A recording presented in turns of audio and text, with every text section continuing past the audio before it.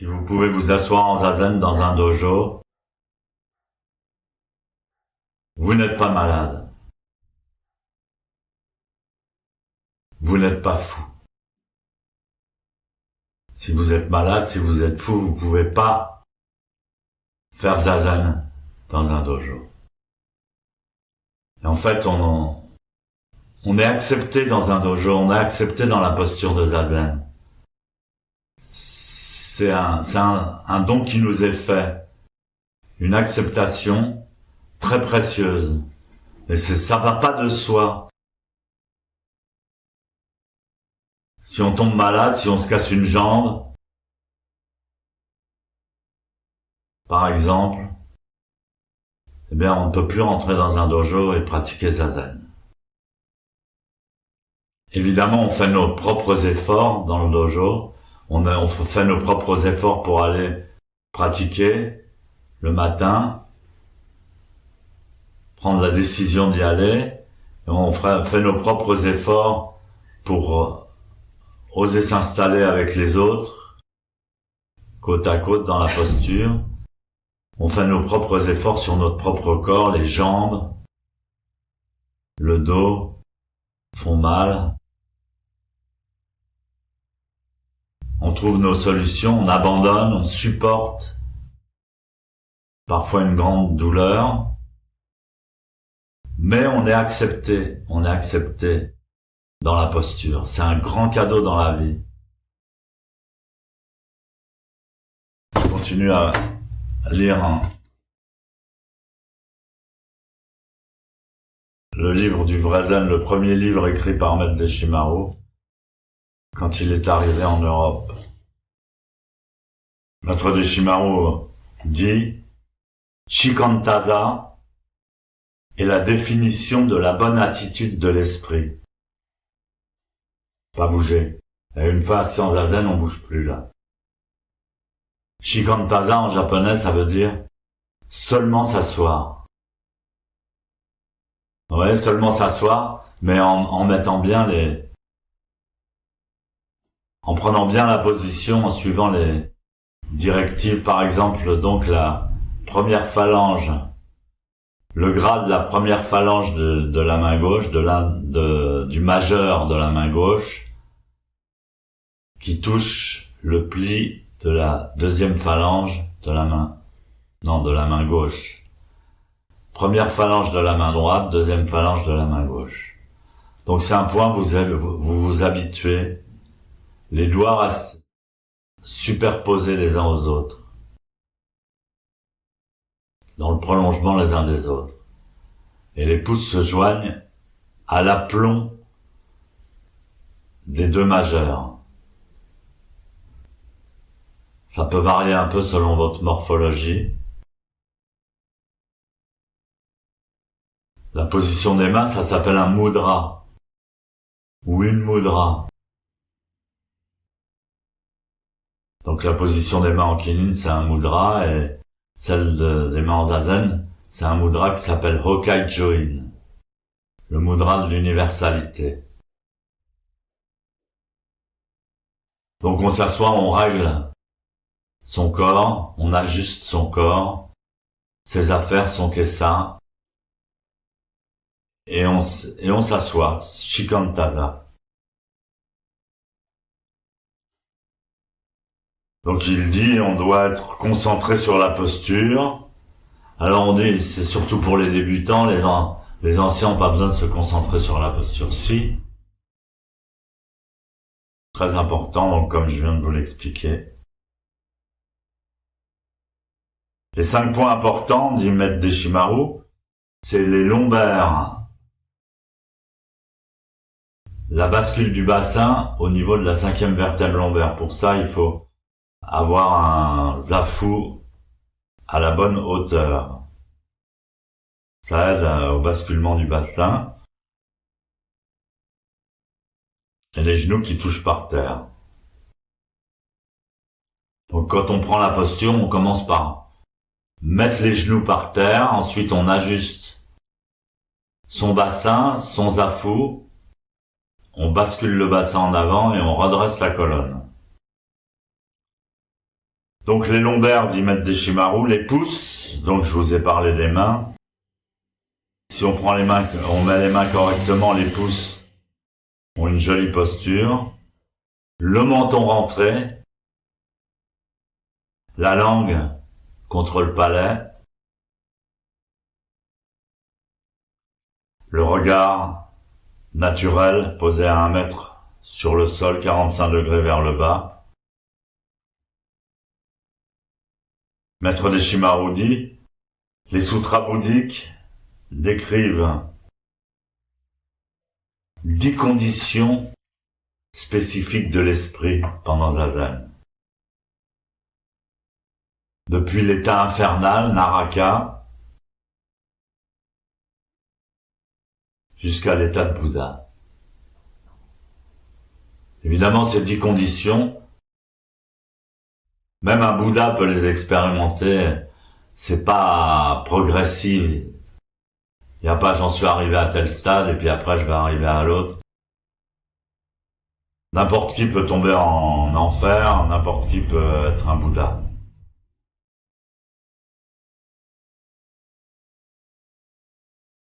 Ces 10 étapes constituent un processus changeant,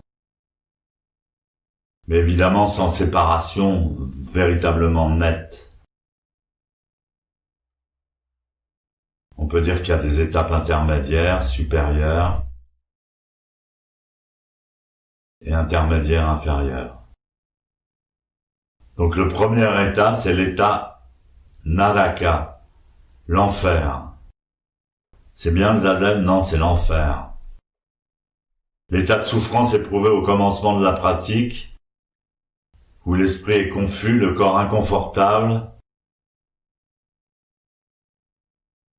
on est contracté, anxieux, tourmenté, attendant avec impatience la fin du Zazen. Le corps en posture déteste le Zazen à cause de la souffrance des genoux, des jambes, des épaules, de la colonne vertébrale. Le maître qui se tient derrière reconnaît en chacun la posture et l'état d'esprit du pratiquant.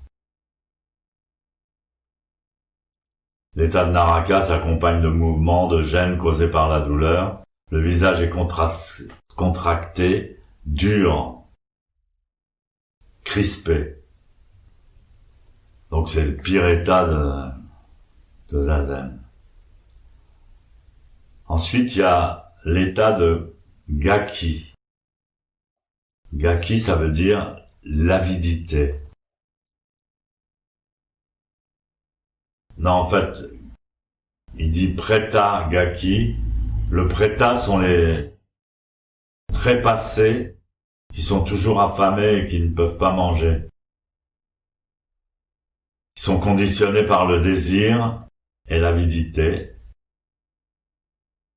Pendant Zazen, à cette étape-là, on a envie d'avoir le Satori, on a envie de trouver la paix, d'être en bonne santé, d'obtenir des pouvoirs, on a envie d'arrêter ses pensées, d'avoir l'illumination. À cette étape-là, on ne peut pas supprimer la relation aux choses à travers le désir.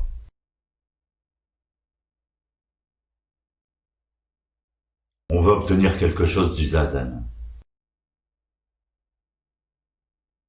Troisième étape, c'est l'étape animale.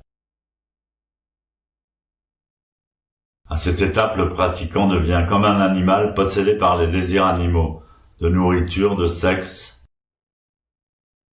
mais aussi parfois par la torpeur, le sommeil, l'inertie animale. Souvent, on voit des gens qui s'assoient en Zazen et qui s'endorment. Parfois, les gens restent la bouche grande ouverte et bavent même. La respiration devient gênante pour les voisins, bruyante.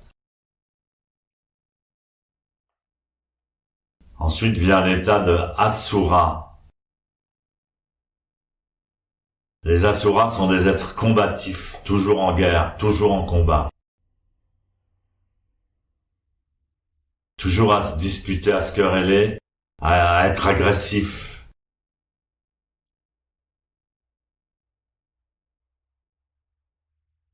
Toujours désirer être supérieur aux autres. Comme si on voulait gagner la course, faire mieux que les autres, assurer sa supériorité. On pense que son zazen est meilleur que celui des autres. On veut pas recevoir le kyosaku. Le maître reconnaît cet état à l'attitude agressive, combative, aussi un faciès contracté et coléreux. L'étape suivante, Ningen. La posture est bonne, humaine et naturelle. Mais elle n'est pas encore lumineuse, comme dans les états supérieurs. C'est la posture de l'homme ordinaire, de l'homme normal. L'esprit dans cet état est surtout occupé par les circonstances de la vie, les affaires familiales, le métier. Il n'est pas coupé des préoccupations de la vie.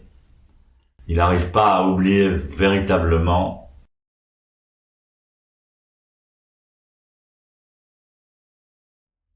les préoccupations ordinaires.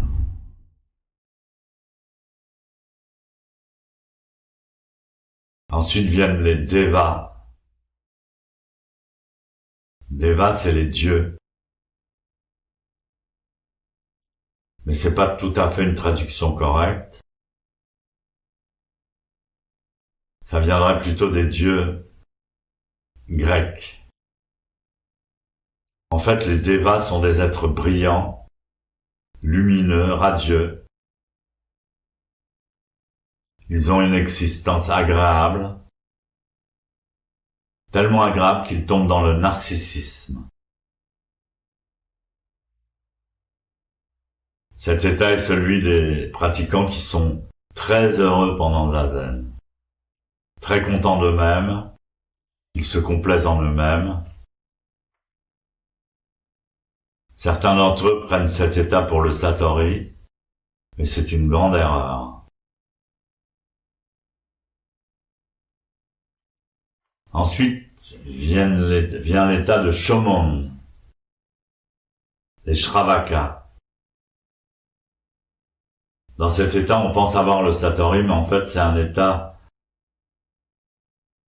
où on comprend tout le zen, toute la philosophie, mais de manière dogmatique. On pense, je comprends Ku, je comprends la vacuité, je comprends l'esprit de Bouddha, je comprends les sutras, j'ai le satori, mais ce n'est qu'une compréhension intellectuelle. Une connaissance pour en discuter.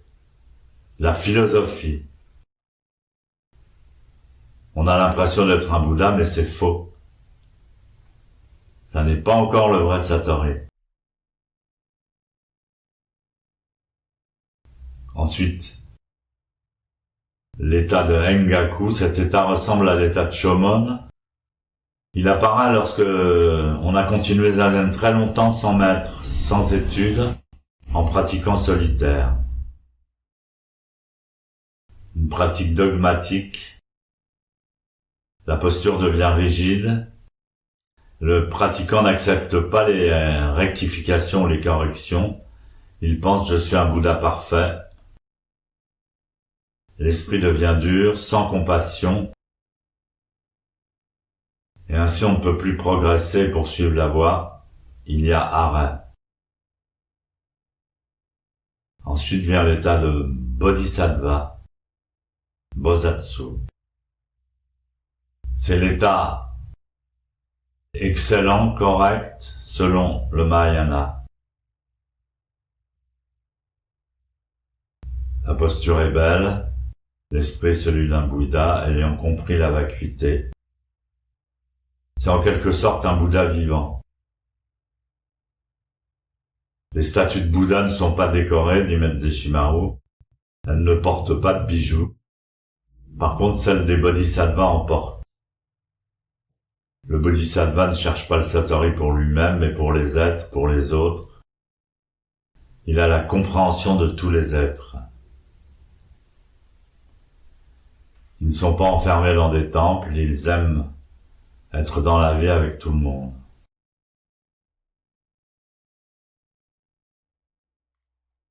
Ensuite, pour finir, il y a l'état de Bouddha. Cette étape est la plus haute. L'étape finale, le vrai coup, la vraie vacuité, Hishiryo, que j'ai décrit dans ce livre. La posture est accomplie, l'esprit atteint la complète illumination, la suprême sagesse, Sanmyak Sambodhai. L'esprit atteint la complète illumination, la suprême sagesse. Un nom du Bouddha en japonais est Hotoke, qui signifie défaire, dénouer, démêler, débrouiller, laisser aller, ouvert, se mettre à nu, devenir rien.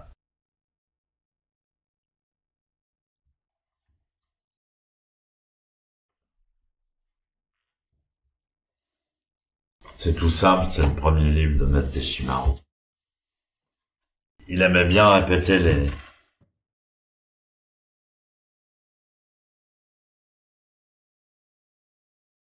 degrés. Évidemment, on a tous les degrés en nous.